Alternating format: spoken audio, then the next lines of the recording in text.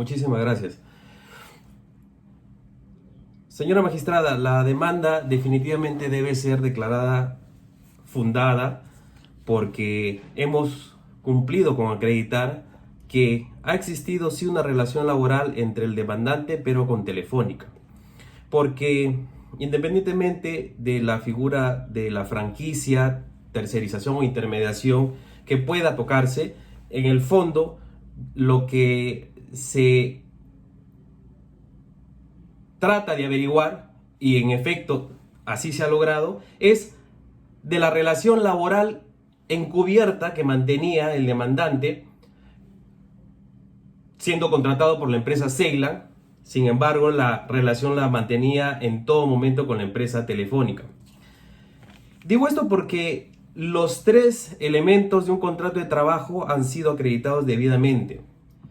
No es necesario que la figura de la franquicia esté regulada como la tercerización o la intermediación laboral, porque existe fundamento jurídico en el cual nos apoyamos para determinar que existió una relación laboral entre José Luis Rodríguez y Telefónica. Estoy hablando del artículo 23.2 de la nueva Ley Procesal del Trabajo, donde señala que, acreditada la prestación personal de servicios, se presume un contrato a plazo indeterminado. Lo mismo sucede con el artículo 4 de la Ley de Productividad y Competitividad Laboral. Bien, como dije en su momento, está totalmente acreditada esta relación laboral con Telefónica porque el caudal probatorio, señora magistrada, así lo demuestra. Y además lo demuestran las declaraciones de las apoderadas de las empresas, que en todos los procesos nos dan nuevas luces y nuevos elementos de manera irrefutable para que los juzgados nos den la razón. Por ejemplo, señora magistrada, cuando se le preguntó a la apoderada de Ceylan, le hizo la siguiente pregunta: ¿Ceylan ejecuta la comercialización de los bienes y servicios de Telefónica que viene a ser parte de su proceso productivo? La respuesta de la apoderada de Ceylan fue afirmativa, sí. Eso no es franquicia. Lo que nos ha dicho la abogada y apoderada de Ceylan es que están bajo la figura de la tercerización, porque dentro de la franquicia, o desconoce totalmente la abogada de Ceylan, no se puede dar o no se ejecuta una parte del proceso productivo. Eso no existe en el mundo. Esa franquicia es igual a tercerización. En consecuencia, el juzgado podría totalmente de forma legítima analizar el proceso desde el punto de vista de una tercerización para determinar una desnaturalización, incluso porque se exige autonomía e independencia total de la empresa tercerizadora. A la abogada apoderada de Ceylan también se le preguntó lo siguiente: ¿ustedes han presentado contratos de locación de servicio con clientes como Tenis, L'Oreal, Kitcher? Y se le preguntó qué servicios brinda Ceylan a estas empresas. Bueno, además de desconocer abiertamente el por qué presentaba estos contratos de locación de servicios, dijo a grandes rasgos que eran contratos a través de los cuales Ceylan presta servicios de venta a estas empresas. Pero desconocía la abogada de Ceylan el contenido total de estos contratos de tercerización, de estos contratos que en efecto pues son de tercerización o intermediación laboral, porque el único objetivo, señora magistrada, por el cual la apoderada de Ceylan pudo haber presentado estos contratos de locación de servicios era para reforzar su tesis de franquicia. Pero sin embargo, en estos contratos de tercerización de servicios de venta, observamos que el servicio es de tercerización de personal. Y si no se quiere verlo de esa manera, tercerización de servicios.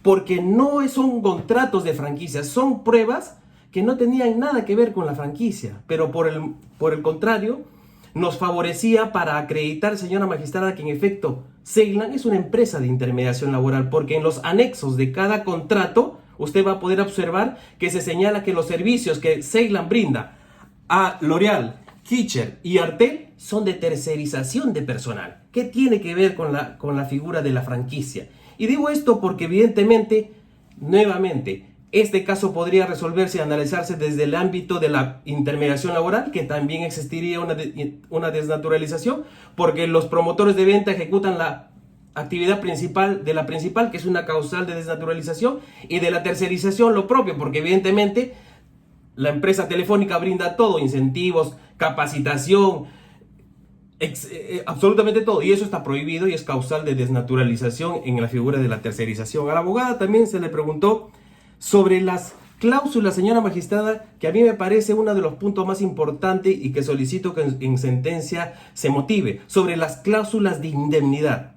Recordará usted que a la abogada de Seila se le preguntó si se da fiel cumplimiento a las cláusulas del contrato de franquicia, y también se le preguntó, porque está relacionada, qué cláusulas del contrato de franquicia se ejecutan y cuáles no.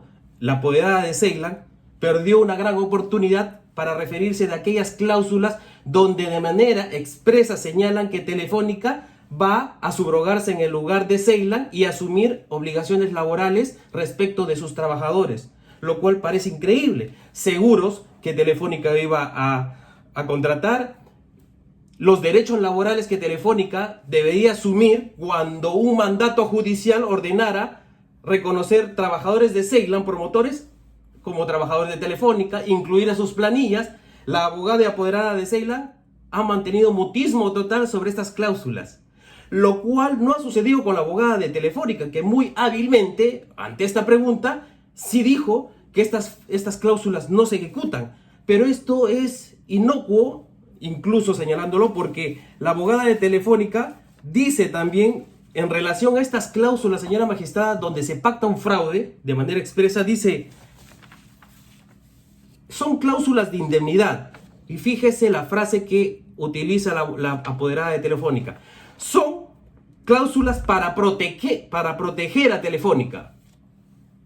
Brillante la respuesta, porque precisamente esas cláusulas son para proteger a la empresa Telefónica respecto de los adeudos laborales que tiene que asumir respecto de los promotores de venta. Es decir, este fraude se conjuga de tal manera, señora magistrada, que ante la sociedad, ante el órgano jurisdiccional, Telefónica aparenta cumplir, inscribir o registrar a trabajadores en sus planillas de Ceylan, pagarles adeudos laborales, y como la apoderada de la misma empresa Telefónica ha dicho, como son cláusulas de indemnidad, protegen a Telefónica de tal forma de que Ceylan reembolsa todos estos gastos a Telefónica. ¿Dónde se señala eso? En el mismo contrato de franquicia.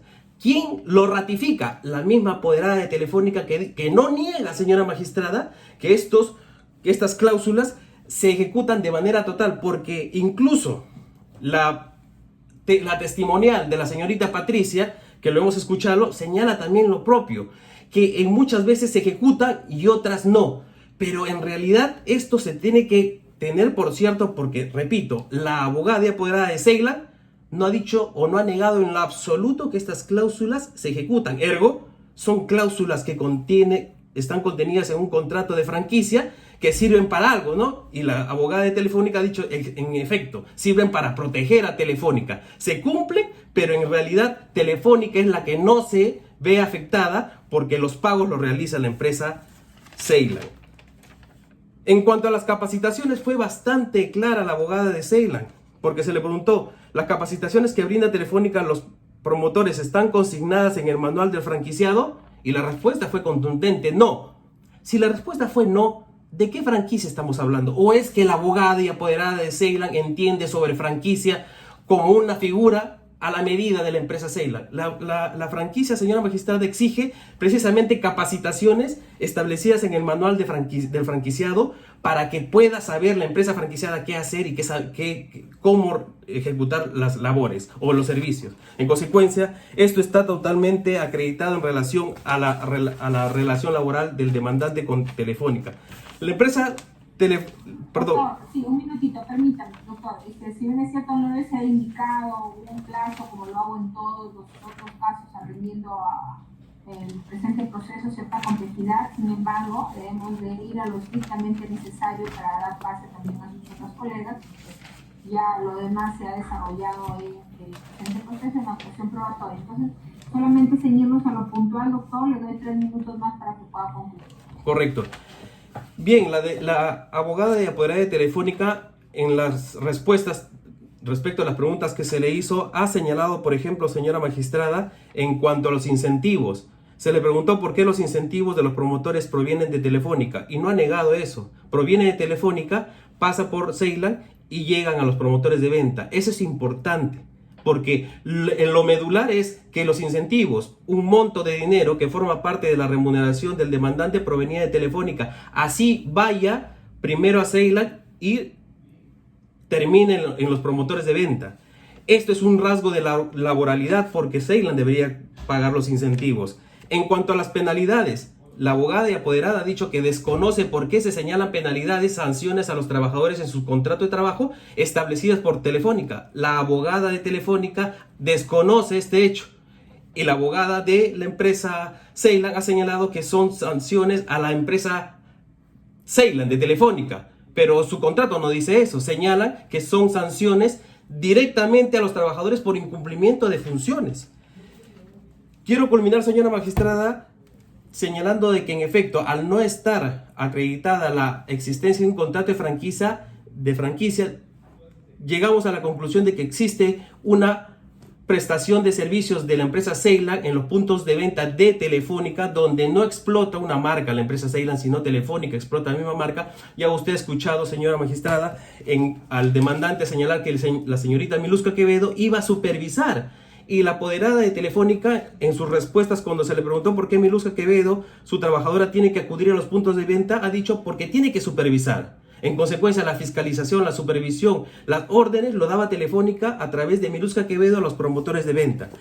La franquicia, señora magistrada, es inexistente en este proceso porque, por ejemplo, no ha habido inversión por parte de Ceylan en el punto de venta ni en las herramientas. Ya hemos escuchado al trabajador decir que todas las herramientas eran brindadas por la empresa Telefónica. Por ejemplo, en este libro de la Biblia de las franquicias del doctor Fernando López se señala, por ejemplo, que el franquiciado requiere de un monto total para implementar un local comercial, una inversión inicial para ponerlo en marcha, como por ejemplo software, obra civil, equipos, personal, publicidad. ¿Qué quiere decir? Que el inversionista, Ceylan, tiene que aportar económicamente con todo lo necesario para que pueda explotar la marca en un establecimiento determinado, y eso no se evidencia. Se evidencia que Telefónica, incluso con las preguntas que usted le ha hecho al demandante, se acreditan que todo depende de Telefónica. Las activaciones, las ventas de las líneas no las hace Ceylan. ¿Qué clase de franquicia es esta? Porque Telefónica, si le ha brindado el explotar su marca, tendría que Ceylan hacer absolutamente la misma actividad.